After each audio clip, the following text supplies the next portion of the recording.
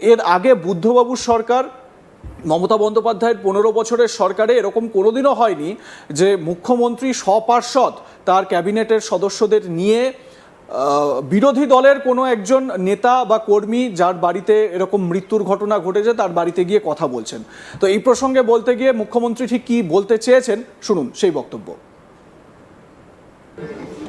আমি প্রয়াত জ্যোতিবাবুর কথা বলবো না, প্রয়াত বুদ্ধবাবু এবং প্রাক্তন মুখ্যমন্ত্রী মমতা ব্যানার্জির সময়ে একটা উদাহরণ দেখাতে পারবেন না যে রাজ্য সরকারের প্রশাসনিক প্রধান মুখ্যমন্ত্রী তিনি রাজ্য মন্ত্রিসভার সদস্য ডিজিপি তাকে সাথে নিয়ে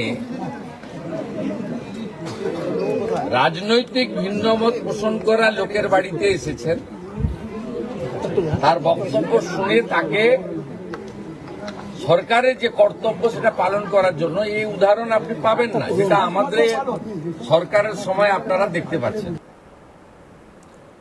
মুখ্যমন্ত্রীর বক্তব্য থেকে এটা স্পষ্ট যে তার সরকার বা তিনি যেভাবে সরকার পরিচালনা করতে চাইছেন সেটা একটু অন্যরকম, ভিন্ন। কিন্তু এটাও সত্যি যে আমরা এই সাম্প্রতিক সময় এই 3 মাসের মধ্যেই যা যা এই ধরনের বিভিন্ন ঘটনা বিভিন্ন জায়গা থেকে উঠে আসছে সেটাও সত্যি।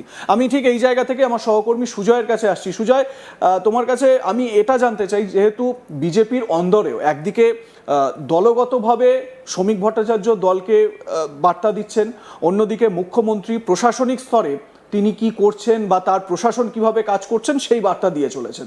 মানে সমান্তরালভাবে দুটো কাজ এগোচ্ছে। এবারে বিজেপির অন্দরে এত বার্তা দেওয়ার পরেও শ্রমিক ভট্টাচার্য তিনি বারবার করে বলছেন যে আমরা এসব মানব না, এটা আমাদের কালচার নয়, বিজেপির সংস্কৃতি এটা নয়। কিন্তু তারপরেও তো এই পার্থবাবু কিছুক্ষণ আগেই ঘুণ ধরা সিস্টেমের কথা বলে আসছিলেন। তো সেই ঘুণ ধরা ব্যবস্থাটা তো দলের মানে বিজেপির ভেতরেও ঢুকে পড়েছে। আগামী এরকমভাবে যদি চলতে থাকে তাহলে তো আগামী দিনে মানে প্রভূত বিপদ, শুধুমাত্র রাজ্যের জন্য নয়, বিজেপি দলটার জন্য বিপদ। দলের অন্দরে মোটামুটি কি আভাস পাওয়া যাচ্ছে? কারণ কেন্দ্রীয় পর্যবেক্ষকরাও তো এখানে বারবার করে আসছিলেন, তারাও নজর রেখে চলেছেন। দেখো, শ্রমিক ভট্টাচার্য একটা বিষয় স্পষ্ট করেছিল যে দল এবং সরকারের মধ্যে একটা সমন্বয়ের তিনি বার্তা দিয়েছিলেন। এটা পশ্চিমবঙ্গ সরকার, এটা বিজেপি সরকার না। কোট আনকোট তিনি একবার নয় একাধিকবার এই মন্তব্য করেছেন। এখন ব্যাপারটা হচ্ছে যে এই যে মানে বিজেপির অন্দরে যে এই মুহূর্তে গোটা রাজ্য জুড়ে যে ঘটনা চলছে সেই ঘটনা নিয়ে বেশ সুজয়, একটু তোমাকে বিরত করব। তুমি যখন মানে সুজয় যখন শ্রমিক ভট্টাচার্যের বক্তব্যের কথা বললই বা তুললই, আমি একবার শোনাবো শ্রমিক ভট্টাচার্য তিনি তার বক্তব্যে কয়েকদিন আগেই দিল্লিতে ছিলেন, অধিবেশন চলছে তো দিল্লিতে রয়েছেন, তিনি কি বলেছেন একবার শুনুন। নেতা থেকে কর্মী প্রত্যেককে সচেতন থাকতে হবে, সাংসদ থেকে বিধায়ক আমরা প্রত্যেকে সেই বিষয়টা সচেতন, এবং পার্টি এই ব্যাপারে অত্যন্ত কঠোর অবস্থানে আছে। আমাদের রাজ্যের মুখ্যমন্ত্রী শুভেন্দু অধিকারী ডে 1 থেকে তিনি এই ধরনের সন্ত্রাস, এই ধরনের কার্যকলাপের বিরুদ্ধে কঠোর পদক্ষেপ নিয়েছে। যারা নিরপরাধ মানুষের টাকা লুট করেছে, যারা বেআইনি কনস্ট্রাকশন করেছে, সমস্ত ব্যাপারে সরকারের তরফ থেকে ব্যবস্থা নেওয়া হয়েছে। সরকার সরকারের কাজ করছে, পার্টি পার্টির কাজ করছে। এটা আপনি বিচ্যুতি বলছেন, দু এক জায়গায় বিচ্যুতি থাকে, অ্যাবারেশন থাকে।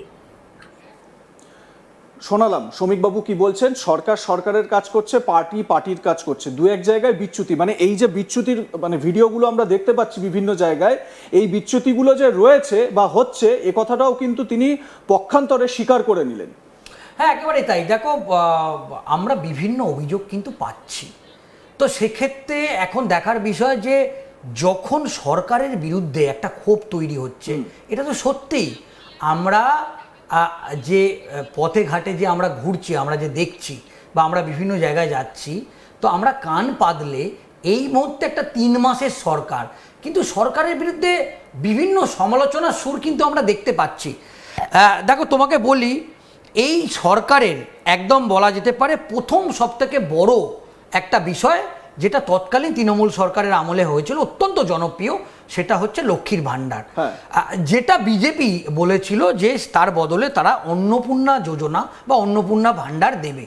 কিন্তু সেটা দেয়াতে এবং সেটা ঠিকভাবে গোটা রাজ্যের মানুষের কাছে এই 3,000 টাকা তাহলে এটা সরকার আগেই এটা বলা উচিত ছিল যেটা প্রত্যেকের জন্য না। কিন্তু এখন যেটা এই অন্নপূর্ণা যে যোজনা বা অন্নপূর্ণা যে ভান্ডার এই প্রকল্পটা এই 3 মাসের সরকারের, এটা কিন্তু এই সরকারের সব থেকে বড় প্রতিশ্রুতি ছিল যে অন্নপূর্ণা ভান্ডার মানে লক্ষ্মীর ভান্ডারের বদলে তারা অন্নপূর্ণা যোজনা দেবে। কিন্তু এই অন্নপূর্ণা যোজনা নিয়েও কিন্তু একটা বিস্তর অভিযোগ আসছে বা পাবলিকের মধ্যে, বা আমরা গ্রাম বাংলা থেকে শুরু করে রাস্তাঘাটে যে আসছি সবাই কিন্তু এই সরকারের একটা মানে একটা সমালোচনা করছে যে কেন অন্নপূর্ণা যোজনার টাকাটা তারা ঠিকঠাক করে পাচ্ছে না। দেখো, আর একটা বিষয় যেটা স্বাস্থ্যসাথী ছিল তৎকালীন তৃণমূল কংগ্রেস সরকারের আমলে, বিজেপি সেটা বলেছিল যে তারা স্বাস্থ্যসাথীর পাল্টা তারা বলেছিল যে আয়ুষ্মান ভারত যে প্রকল্প, কিন্তু যেটা দেখা গেল এই আয়ুষ্মান যে ভারত যে প্রকল্পটা এটা বিপিএল তালিকাভুক্ত বা একদম যারা বিলো প্রপার্টি লাইন খুব গরিব মানুষ তাদেরকে এই প্রকল্পের সুবিধা দেওয়া হচ্ছে এবং বলা হলো যে মুখ্যমন্ত্রী নিজস্ব একটা প্রকল্প, সেই প্রকল্প তারা যারা আয়ুষ্মান ভারত পাবে না। তো এই যে এটা হচ্ছে খুব এই দুটো প্রকল্প হচ্ছে এই সরকারের এখনো পর্যন্ত বড় প্রকল্প বলা যেতে পারে। কিন্তু এই দুটো প্রকল্প নিয়েও বিভিন্ন সমস্যা খুঁটিনাটি অভিযোগ আসছে। এরপর বলি যে যুবসাথী যে প্রকল্পটা তৃণমূল সরকারের আমলে হয়েছিল, তারা বলেছিল যে যুব শক্তি তার পাল্টা 1,500-এর পাল্টা 3,000, সেই প্রকল্পটা কিন্তু এখনো চালুই হয়নি।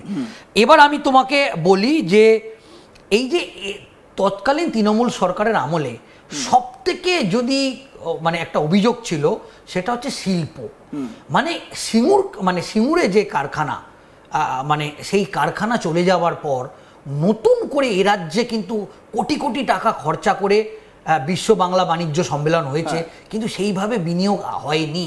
কিন্তু এই সেক্টরটা যদি বলি এটা বিজেপির পক্ষ থেকে সব থেকে বেশি মানে শ্বেতপত্র প্রকাশের দাবি করেছিল এবং বিধানসভা ভোটের আগে এই শিল্প এবং কর্মসংস্থানে জোর দেওয়ার কথা বলেছিল।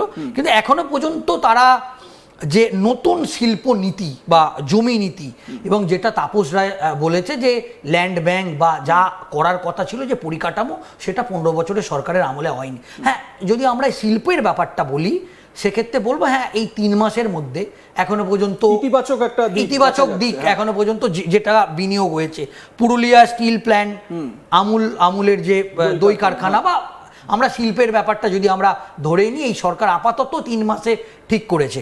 এবং অন্যান্য যদি বিষয়গুলো দেখি তার মধ্যে একটা খুব উল্লেখযোগ্য বিষয় যে স্বাস্থ্য ব্যবস্থার আমূল পরিবর্তন। মানে তৎকালীন তৃণমূল কংগ্রেস সরকারের আমলে এই যে ন্যায্য মূল্যের ওষুধের দোকান, মানে গরিব মানুষরা সহজে কম টাকায় মেডিকেল কলেজগুলো থেকে ওষুধ কিনতে পারবে। দেখো এই 3 মাসের মধ্যে আমরা স্বাস্থ্যমন্ত্রীকে সারপ্রাইজ ভিজিটে বিভিন্ন হাসপাতালে দেখেছি